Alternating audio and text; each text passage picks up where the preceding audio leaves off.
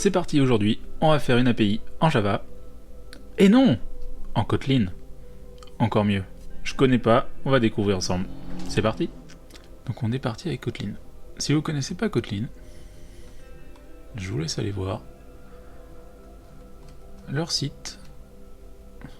On va dire que c'est une alternative à Java qui est franchement pas mal de ce que j'ai pu regarder.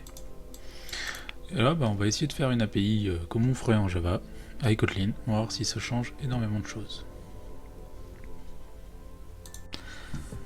Allez, on va aller dans le Spring Initializer, parce qu'on va utiliser Spring Boot. C'est vachement plus marrant. Maven. Gradle. Je suis pas fan encore. Cette fois-ci, on va choisir Kotlin. On va rester sur cette version-là de Spring Boot. On va l'appeler YouTube SBT KT. Voilà. Hop.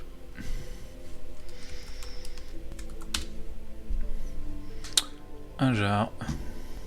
Je crois qu'il faut laisser Java 11. Allez, on génère ça. Et on l'ouvre dans IntelliJ. À tout de suite. On va le laisser s'installer. Et je viens de voir que j'ai complètement oublié de mettre les dépendances. Et on va les retrouver à la main. Ou sinon on va retourner. On va retourner dessus.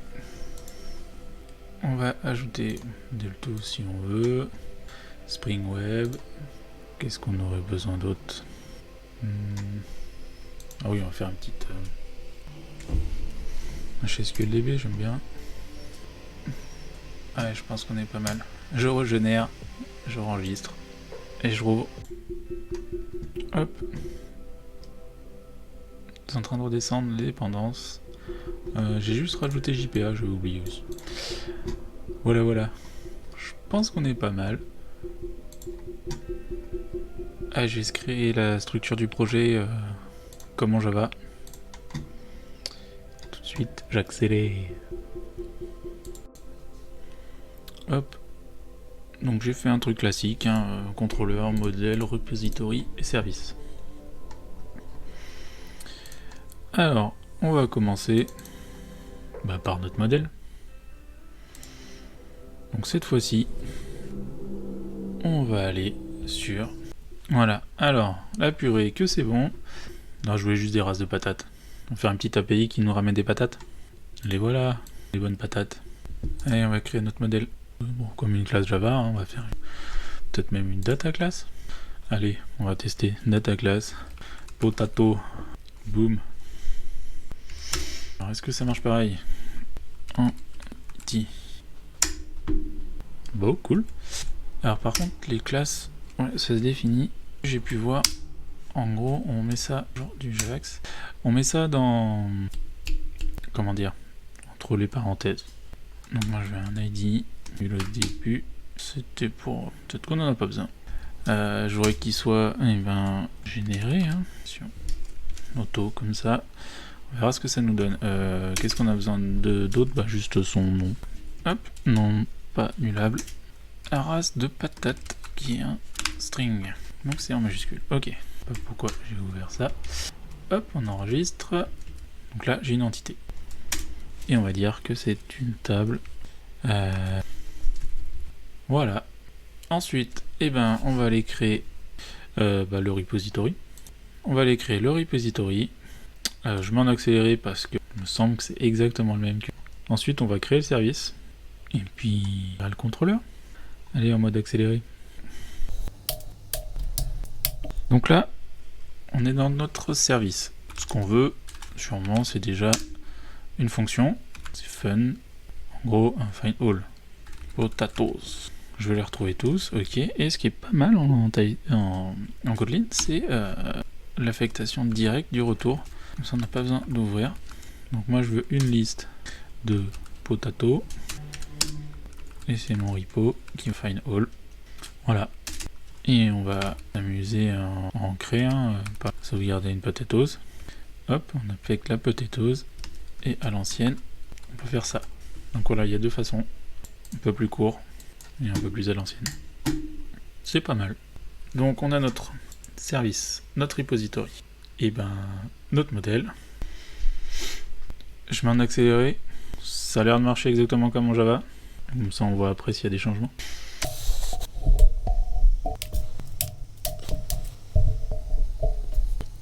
On a créé notre premier endpoint de notre API avec ce contrôleur Potatoes. Donc on l'accédera bien sûr avec un /potatoes, comme d'habitude. On dit que ça reste contrôleur, casemap, machin. On injecte notre service. Et en gros, pareil que tout à l'heure, on retourne toutes les potatoes. Je l'ai appelé index pour dire que c'est la première, c'est le truc de base, le get potatoes. Toutes les potatoes. Voilà. Maintenant, on va se charger de mettre des données dans la base. Donc c'est la base HSQL. Donc on va faire de scripts rapidos, des patates qu'on a trouvées sur le site. Voilà, donc j'ai repris les scripts. En gros, j'ai créé la table potatoes et j'insère les données qu'on a trouvées sur le site avec le planche, les IRRAT, les noms des patates. Je les ai mis ici en fait dans ressources pour que quand Spring Boot run l'application, en fait, il va les charger, il va créer la table et les données. Bien sûr, il faut lui dire, donc j'ai pris du HSQL en memory. Là, on n'a pas besoin d'autre chose, vu que c'est juste pour tester. Voilà. Pour regarder les requêtes, j'ai mis un update, comme ça va bien tout recréer. Et pour l'instant, on est pas mal pour faire un premier test. J'aime bien faire tourner mes API sur des ports différents que ceux par défaut. On va prendre celui-là et j'aime bien leur donner un compte espace. Servlette, je crois que c'est tiré. /API, on va pas s'embêter pour l'instant. Hop, donc on a un contrôleur qui va nous ramener toutes les potatoes, normalement, qui vont être toutes celles qui sont là. Et on va tester ça après la pub. Non, y a pas. C'est parti. Hop, si ça marche pareil. Boum. Oui, là, il y a notre fichier application. Comment Java, c'est exactement là. Il compile, on va voir s'il y a des erreurs. Ok, ça a l'air chargé. Hop, on va utiliser curl. Donc http localhost 2.8084 / donc on a dit API /potatoes. Donc là, c'est censé nous ramener. Ah, je me suis trompé. Hop. Ça marchera mieux comme ça. Boum.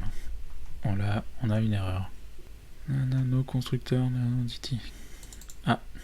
Donc, ici, en gros, il n'a pas réussi à nous charger. Ok. Bon, on dirait qu'il lui faut un constructeur. Bon, on va lui mettre un constructeur. Ça, constructor. Je suppose qu'il faut l'initialiser. On a bien fait de mettre nul, parce que là, je ne vais pas mettre de valeur. Est-ce que ça ira mieux? Boum. Bon, faut que je regarde pourquoi on est obligé de mettre un constructeur, surtout qui dit qu'il n'est pas appelé. Bref. Et on a bien notre get qui a marché. Le get par défaut nous renvoie bien toutes les races de patates. C'est pas mal. Maintenant, ce qu'il faut faire, c'est plutôt en rajouter pour voir si ça marche bien. Ça, on va essayer de faire un post. Allez, post potatoes. Alors, ça va être un request body. Parce qu'on va le mettre dans le body. Et un autre objet, c'est des potates. On pourrait utiliser des DTO bien sûr, mais là c'est un exemple simple. On ramène tout. Pas forcément besoin. Donc je suppose que c'est un post. Et là, on appelle notre service. Et on save. Hop, on save notre potato. Voilà. Je pense qu'on est pas mal. C'est mieux si j'enregistre. Donc j'avais fait le cas avec. On va réécrire.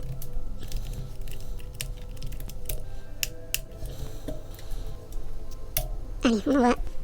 Une nouvelle, il nous dit Mais notre post, notre support. Ok. Peut-être parce que je pars déployer. Hop.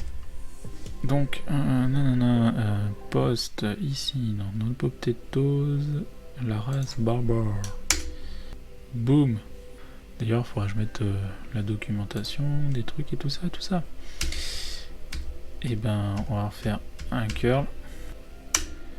Et il y a bien la race barbare. On est pas mal. On est pas mal. On est pas mal. Maintenant, il faut qu'on rajoute une définition, le swagger, etc., etc. Et on va mettre des petits commentaires. Et on fera ça dans la prochaine vidéo. Là, c'était juste une utilisation simple de Kotlin avec Spring Boot pour faire une API. Et franchement, par rapport à Java, bah c'est pas mal, on écrit moins de code quand même. On est pas mal. Bon, bah ça s'est pas trop mal passé, hein, l'utilisation de Kotlin. On écrit, comme je disais, beaucoup moins de code. C'est pas mal, c'est assez rapide. On a pu faire un get, un post, assez rapidement. Bon, il nous manque pas mal de choses, hein, toute la documentation, etc.